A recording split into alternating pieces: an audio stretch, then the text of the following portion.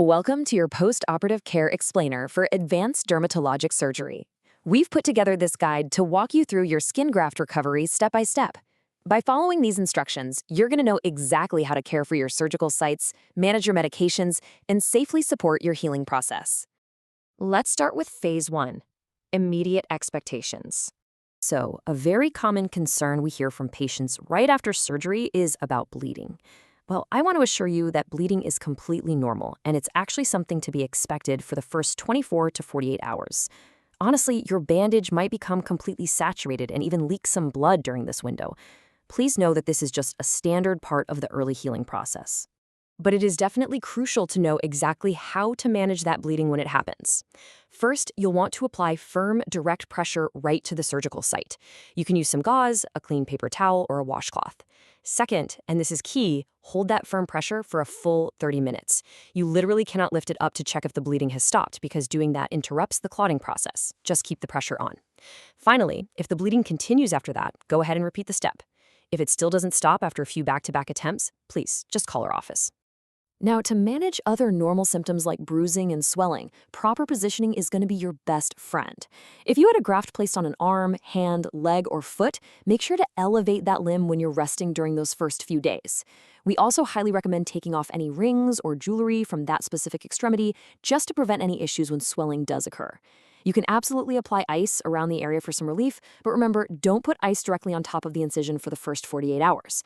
And finally, when it's time for bed, make sure you're sleeping on the side opposite to where your incision is located. Moving right along to Phase 2, wound care and hygiene. Okay, so it is really important to follow the different care instructions for your two separate surgical sites. Your graft site is the one covered with a flesh-colored tape bandage. Do not remove this one. Since it's not waterproof, you really must keep it completely dry until your follow-up appointment. Just keep it out of the shower stream or cover it up to protect it.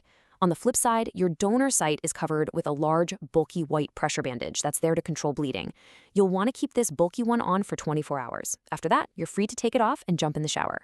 Underneath that bulky white dressing, you'll see a waterproof bandage, and you can simply leave that one right in place. If that waterproof bandage on your donor site happens to come off, or when we instruct you to begin your routine care, here are the simple daily steps you'll follow.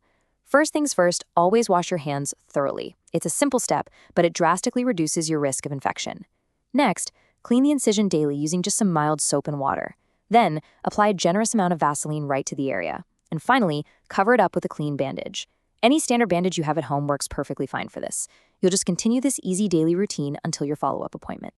Next up is Phase 3, activity restrictions.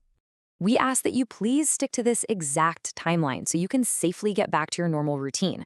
For the first 2 weeks, it is critical to avoid heavy lifting, heavy cardio, bending, or really any strenuous activity.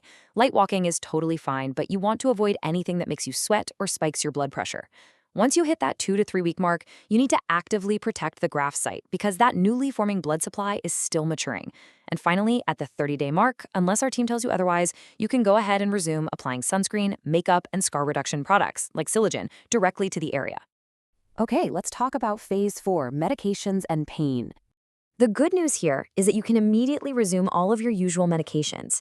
This goes for both your over-the-counter and prescription regimens.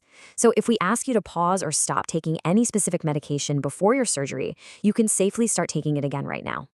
To help you manage any discomfort, we have a specific over-the-counter pain relief strategy that works really well.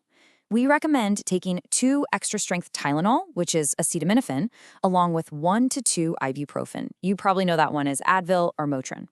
As long as you don't have a medical condition that prevents it, taking these medications together every 6 hours is a highly effective way to stay comfortable. Just remember to always follow the specific directions printed on the bottles. Also, if a nurse discussed a specific antibiotic with you today, please make sure to pick it up from the pharmacy and take it exactly as directed on the label. The main thing to remember is to take it with food. Doing that really helps prevent an upset stomach. Now, if you do happen to experience a side effect or any sort of allergic reaction to the antibiotic, please don't take your next dose and just give our office a call for further instructions. And that brings us to Phase 5. For this phase, it's vital to know the difference between a simple skin sensitivity and an actual developing infection. If you're feeling strong itching along with some bright redness, that usually just means your skin is a bit sensitive or allergic to the bandage adhesive. If that happens, you can simply take the bandage off and give us a call. On the other hand, the real warning signs of an infection are things like a fever over 100.4 degrees Fahrenheit, chills, spreading redness, warmth, thick drainage, or pain that noticeably gets worse after day 3. Finally, we need to look out for the primary complication associated with bleeding, which is known as a hematoma. We want you to monitor for these specific warning signs. Look out for rapidly expanding swelling around the surgical site, a firm, tense, or deeply painful lump, a dark purple mass appearing under the skin, or bleeding that stays uncontrolled even after you've tried applying that firm 30-minute pressure we talked about earlier.